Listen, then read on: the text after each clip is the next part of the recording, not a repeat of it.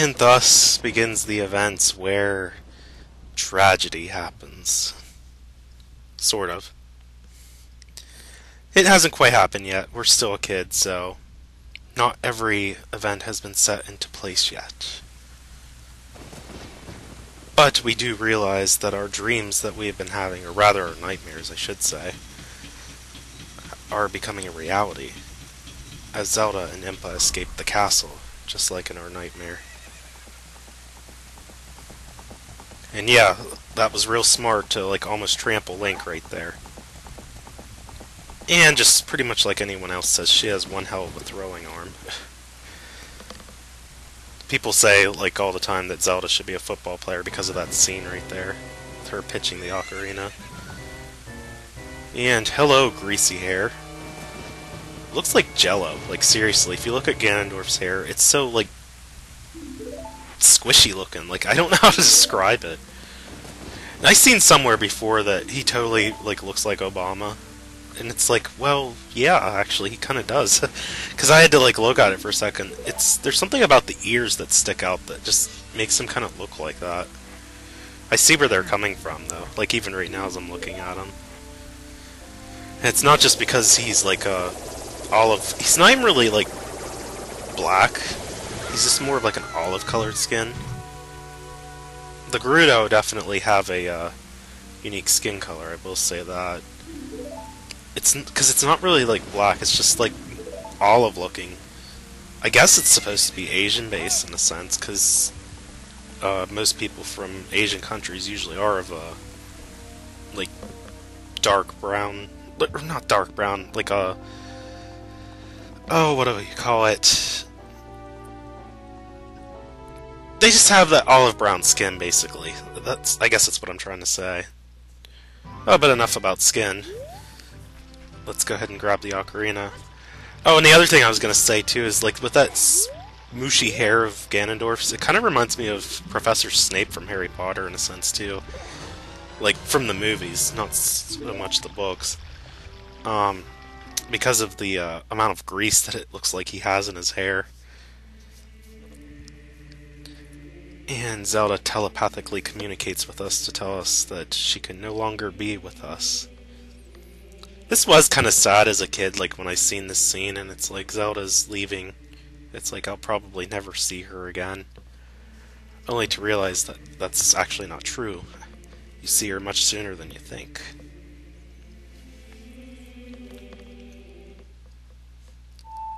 And colored text indicates the importance of certain items and events and story events. Or did I say events twice in the same sentence? Wow. What direction has my commentary gone in so far? Oh my god. I'm probably going to split the video somewhere around this scene here, I'm thinking. I'll probably do it right before the drawbridge goes down. I'll have to think about that. But anyway, we got the Song of Time. Also off screen, I was just happened to thinking about this right now. I did go to the frogs that were in the Zora's River and played the 4 songs that I had already learned prior to learning this song. Syria's song, Epona's song, Zelda's Lullaby, and the Sun song. And every time you do that, they give you 50 rupees. Something different happens though when you play the Song of Time. I think it's either that or the Song of Storms. I can't remember which one. Because there's actually 5 frogs, and each time you play it though, one of them gets bigger, and they give you 50 rupees as a prize. That was one of the main ways I was getting money for the magic beans, by the way. Just to point that out, if you need rupees, just skedaddle on over to those frogs and they'll give you some money. Anyway, this is the part of the game where I decide to show off the mask trading side quest. It doesn't really have a huge benefit, but I decide to show it anyway. The main fun part of it is when you talk to the people while wearing the masks, but I don't really do that because it's in Japanese. I can't really read it, and that's where the funny dialogue comes from, is if you're able to read the text. But anyway, here's the dying guard. as if it wasn't bad enough, I wear the Keaton mask, which is totally a delusionalized Pikachu. And as if it wasn't bad enough, though, I talked to the Dying Guard, and he's probably like, what the heck is this weird fox-like Pikachu creature doing? The Keaton! Why am I seeing Keatons? And he dies. I shouldn't kind of joke around with it, because that is actually kind of sad. And it's... what else makes it sad, though, is that it's an Easter egg that just gets so easily missed. It's like so hidden, and you wouldn't think to go there. But it actually is kind of cool that they still put it in. I just wish it would have been a little more well known. Because I don't know like how many years after the game came out that it kind of got publicized that, hey, did you know that there's a Dying Guard right here, right before you grab the Master Sword? You know, and it's like, no, not many people would know that. But anyway, I go back to the mask side quest. Now, you do have to do something special with the skull mask. I just warped back to the Lost Woods here. You actually need to come here anyway, because that's where you give the skull mask to, the Skull Kid. But before you do that, you want to like go back to the secret grotto where the butterflies are hanging out, and fall into that grotto, and you'll get to like a stage, which should happen here any second, coming up. Here we go. And as soon as you walk onto the stage, just wear the mask. And yes, these Deku Scrubs exist. Not very many people come here, so like whenever they play Majora's Mask, they're like, oh, those are some unique looking Deku Scrubs, but they actually originate from the models on this game. Nintendo just kind of used the same actor models and slapped them into Majora's Mask. Pretty much 95% of the characters on that game. If they don't use the same characters, then they just alter something. But it's kind of amazing how people kind of overlook that.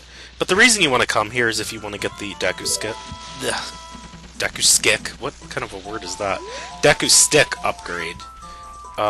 It's one of the two upgrades. The other one was obviously in the Lost Woods as well. If you talk to the one business scrub salesman near the bridge that you can walk under, it's near where the Skull Kid's at. Again, you can get them in either order. It doesn't matter which order you get those upgrades in. They just increase the capacity by 10. That's the purpose of the upgrade. Now, we're not quite done with that stage yet. We'll be coming back there later with a different mask, actually, and you'll get a different reward for doing so. But the main function of the mask, the skull mask that is to come here and talk to Skull Kid while wearing it. And he takes a keen interest into it. It's pretty obvious, and people have already stated this, but this is pretty much the Skull Kid that a lot of people... Oh, excuse me, I had a weird reflux in my throat. A lot of people like to say that this Skull Kid is the one that later on antagonizes you on Majora's Mask. But anyway, I quickly went to the forest here so that I could get a couple more things, such as gold Skulltulas, and I think that's it actually. There's like 2 gold Skulltulas I grabbed. The reason I did is because I was here and I figured I might as well just grab them. I don't particularly like to off-screen stuff, if I can help it, because I still want to kind of give evidence that yes, I did come here to get this or that if someone tries to say, oh, you totally cheated. Because this is definitely a game that is known for being easily manipulated, as I've shown with glitches and things. Excuse me. But basically, it's a way for me to say, no, I did not cheat. I did normally do the process that's required to get this or that. So if someone tries to say, like, how'd you get that gold Skulltula? You only had, like, 10 in this video, now you have 20. Well, it's just a way for backing that up, basically. And here's the spooky mask, also known as the Redead's face. Its only main use is to give it to the kid at the graveyard during the daytime. And I do stick around here for a little bit yet because there's other gold Skulltulas and things like that I grab. I totally missed the one from the patch of soil though that's over to the left part of the graveyard. It does have to be nighttime for the Skulltulas to actually appear though, in case you didn't know that, which is why I played the Sun song. But yeah, I totally skipped the one where you could get from the patch of soil. but I did get the other one that's on the wall that requires the boomerang, or bomb hovering if you're that good at it, which I suck. Mega flipping's not as bad, but bomb hovering is awful to do. It is like exact timing, and I'm just not good at that. But since I had 20 Gold Skulltula tokens, I was able to get enough for the Stone of Agony, which was pretty pointless, actually. I honestly didn't need it. Because I don't even have... I have the Rumble Pack, but I just never remember to put batteries in it. Because it is like a battery hog whenever you use it. I am tempted to just do it here one of these days to kind of relive its precious moments of back in the day when I did use it as a kid. It was actually pretty intriguing. And here's the last mask that we get, which is not even really a mask. I wish on this game it actually did its purpose of doubling your speed, but it doesn't. But basically you have to come out to Hyrule Field at nighttime.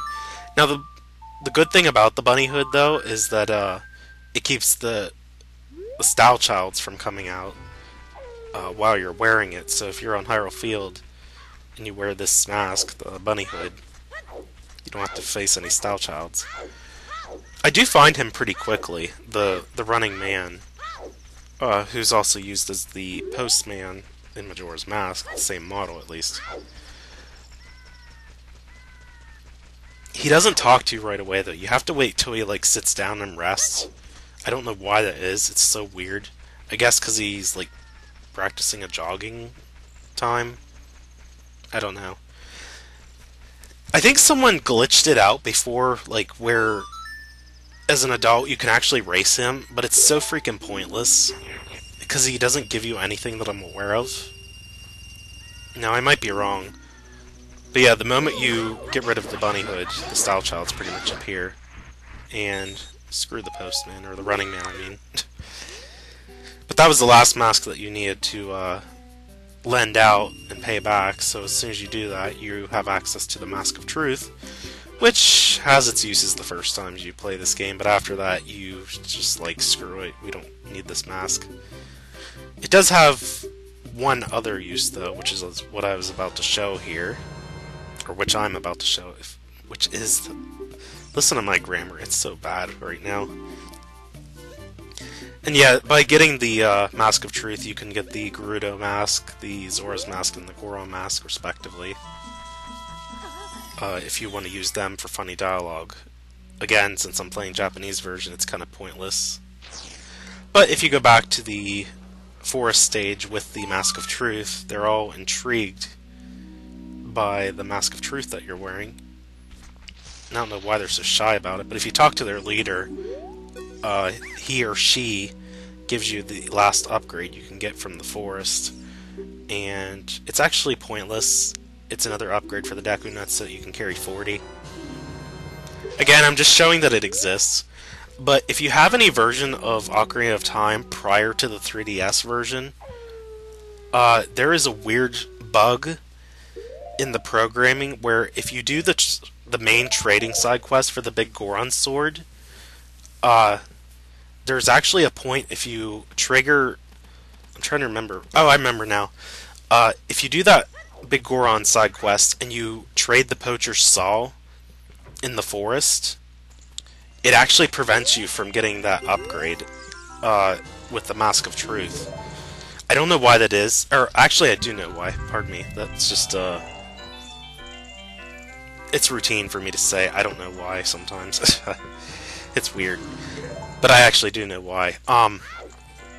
It has something to do with the programming. Like, I don't know the exact specs, but I do know that it's like the coding itself is actually the same numbering and lettering for those two sequences.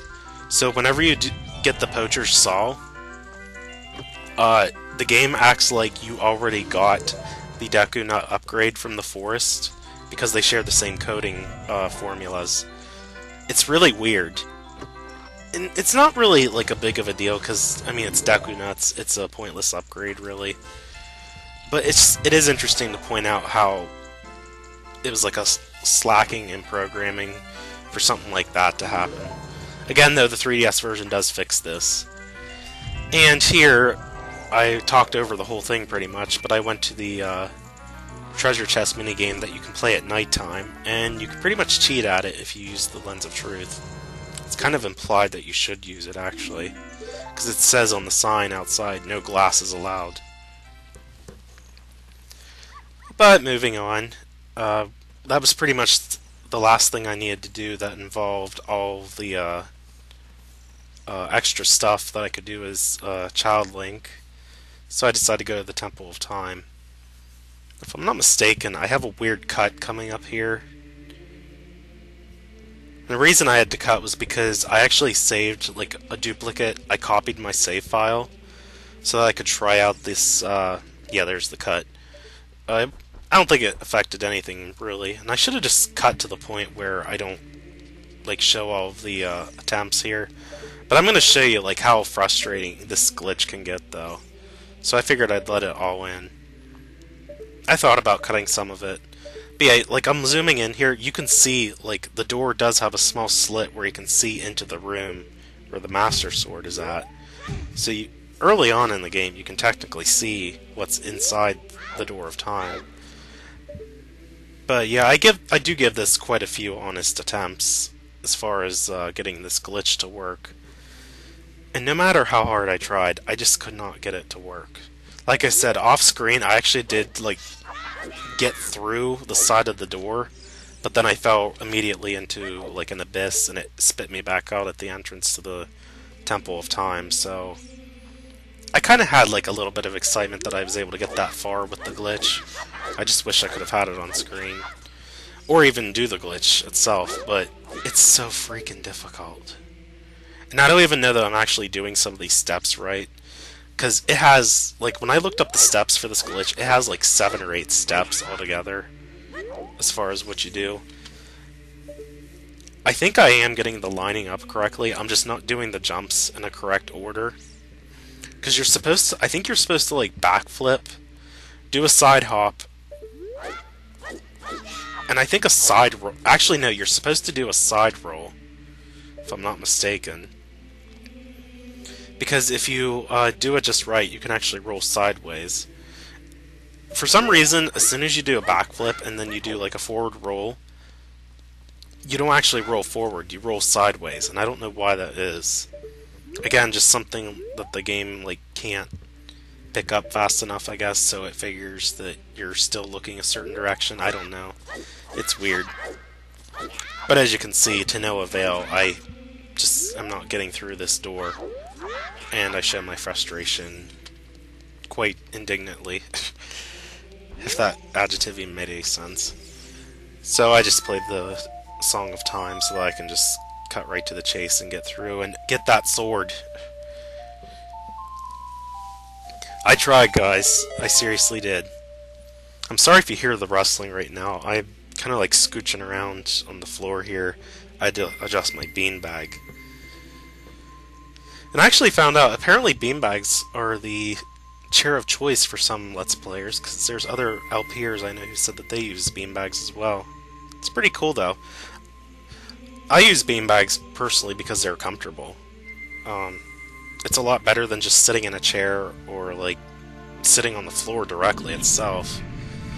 And it helps my back, like seriously. I don't have like a bad back or anything, but it's just still really comfortable to be able to like lean into it and like kind of sink into it. And as I like play the game or record anything, it's just my preference of like recording style. It's just the most comfortable way for me to sit down. I kind of do like being on the floor in general, but whenever I have the beanbag, it does give me good support for my back. Too long, don't read, I guess. But here we get the Master Sword, and now all terribleness will commence by yanking it out. Good job, Link. Good job. Well, so much, actually, no. It's not even your fault, Link. It's really Zelda's for convincing you to go here and yank it out.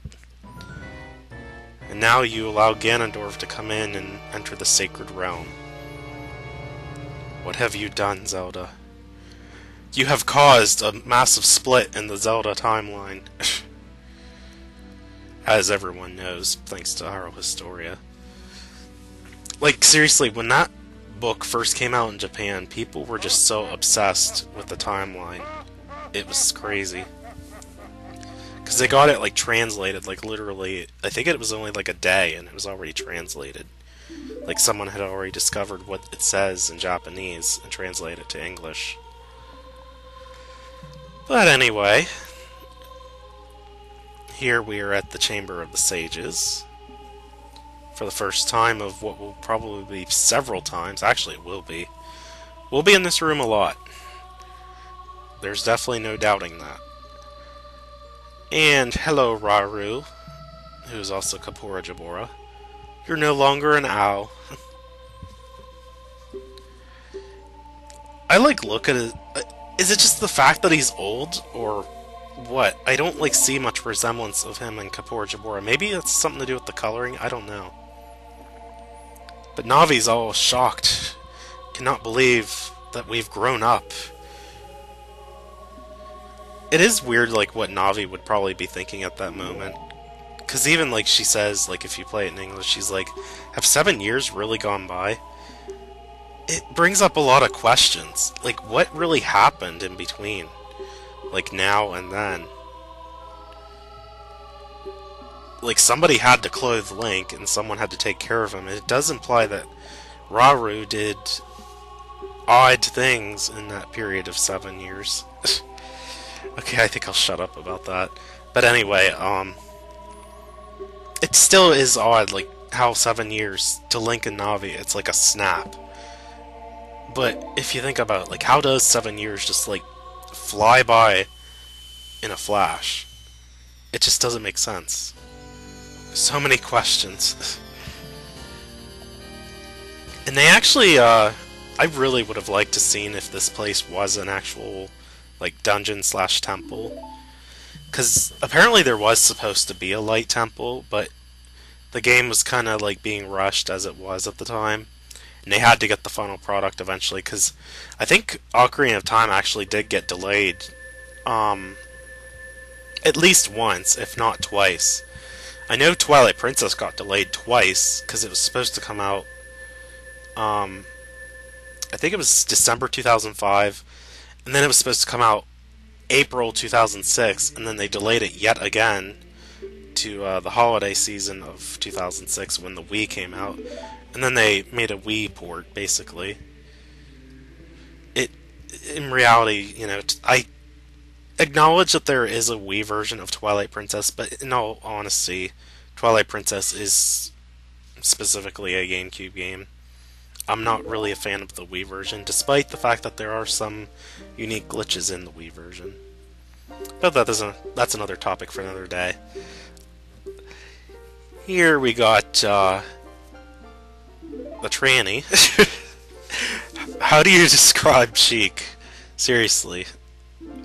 A boy or a girl? That is the big question that everyone always has of Sheik.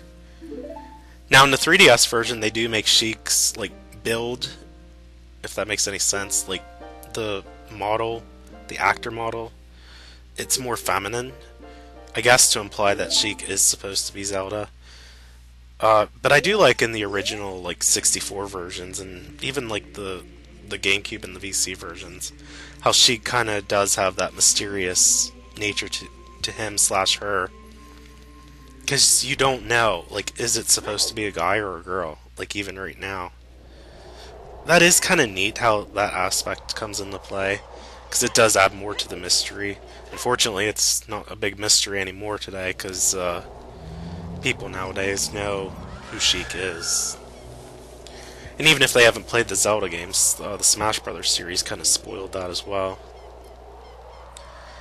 And yeah, I know I walked by the Poe Collector's house. I said I would be getting all 4 empty bottles. I will. At some point. I don't know what point of the game I'll be doing it. I can do it as soon as I get the bow. The hook shot you can technically do, but it is so freaking difficult. It is a lot easier to do with the bow, though. And yeah, on Hyrule Field, day or nighttime, Poe ghosts in general come out as the main enemies. I do come here to get Epona, though. I like to get Epona as soon as I can. Even though she's completely optional, I love riding the horse. That's like one of the funnest things to do in this game. And it was like one of my favorite. Like, I would seriously just ignore the plot and ride the horse as a kid. I loved riding Epona. I did have a little bit of confusion here as far as the dialogue that triggers whenever you have the bet with Ingo, so that you can get the horse off of him. But yeah, as soon as you walk in, just play Epona's song. It's a 10 rupee entrance fee, but if you hop the fences in a certain way, you can get a blue rupee from each of them, so you can just get your money back. Which is pretty much what I do. Now, you do have to do this twice, though. Like, you can't just ride Epona for a little bit and then talk to him like I thought you could. You do have to actually wait until he kicks you out of the ring after 1 minute is over. And then the second time you come in, after a while, you talk to him and he'll say, "Hey, you're getting pretty good. Do you want to bet a race with me for 50 rupees?" And then, you know, it's weird how the trigger works for this. Like, it's so strange. And I have learned over the years, like, the mechanics of Epona. It is weird. She hates diagonal shortcuts, I can definitely tell you that. And you'll see a few instances where that comes into play. Yeah, like, I tried talking to Ingo. I talked to him, like, more than once, but he doesn't give me, like, the option for doing a race with him to wager 50 rupees. So, yeah, you have to, like, let him kick you out the first time. And then the second time you go inside the ring, he'll have the dialogue where he wants to wager a race with you. It is kind of weird how that is. There's something similar that happens with Malon, though. Whenever she originally teaches you Epona's song, you have to, like, repeatedly talk to her. There's like 3 unique dialogues that you have to go through with talking to her before she teaches the song to you. Because, like, the first dialogue, she says, "Welcome to the ranch." Her second dialogue, it's like, "Oh, Epona's afraid of you." And then the third dialogue is like, "This is a song I've learned from my mother, and it's a song that seems to calm Epona." And that's where she implies that, "Do you want to sing along with me?" And that's when you whip out the ocarina, and she'll finally teach you the song. For some reason, I couldn't get the blue rupee from the one fence, even though I was leaping over it. I don't know if it's just because I wasn't going fast enough or what it was. But I didn't want to run out of time, so I just went over to Ingo immediately so I could... And that is an awesome shot with Epona, like, lurched back like that as I was talking to Ingo. Now comes this race. The first time he's pretty easy. You don't want to do what I just did there at the beginning, though. You don't want to waste your carrots right away.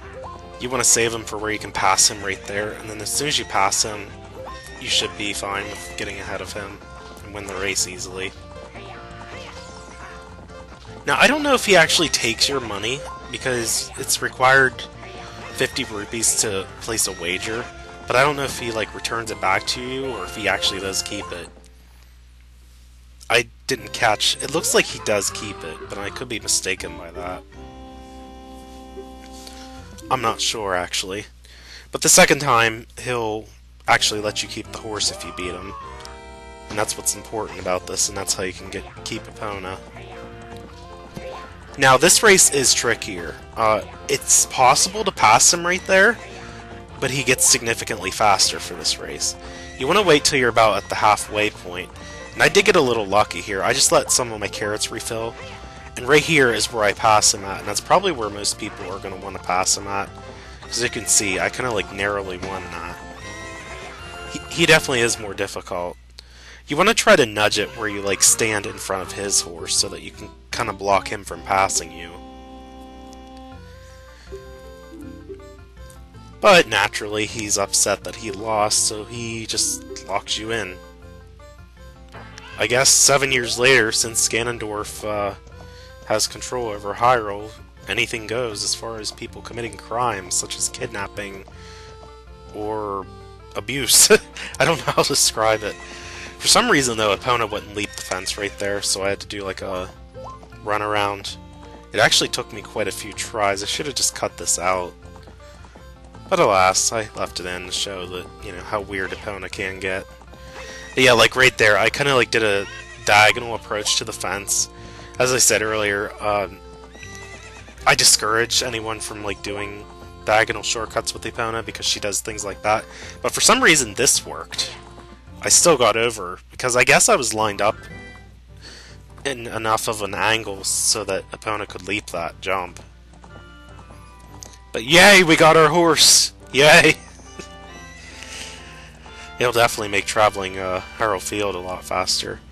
But the thing is, the argument is that speedrunners say you don't even need Epona, which it kind of is true. For the people who like glitch the crap out of this game to the point where they can beat it in like a half an hour or less, you don't even need Epona. As a matter of fact, you won't even reach the transition of becoming an adult. You pretty much go against Ganon and Ganondorf himself as Child Link. But it's nice to have Epona. Like I said, I like riding Epona.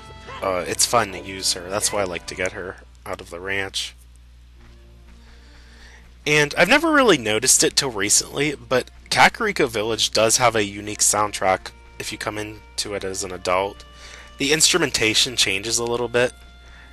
And I actually did not know that for the longest time. It was so weird. I was like, what sounds different about this song? But then I realized it's the same composition, it's just they changed a few of the instruments. It is kind of neat how they did that, though, to kind of reflect the change in time. Harrow Field itself didn't really have much changed, except the enemies. I kind of would have liked to seen it, like, if it was more devastated looking. It would have made more sense that 7 years went by. But it still looks, like, clean, and some places are, like, still beautiful. But alas. And this is about the point where I'm going to stop the recording with my commentary, because I will be saving Dampé's race for next time. Until next time, guys, this is ToadinWonderland. I'll see you guys back with more of Japanese Zelda Ocarina of Time.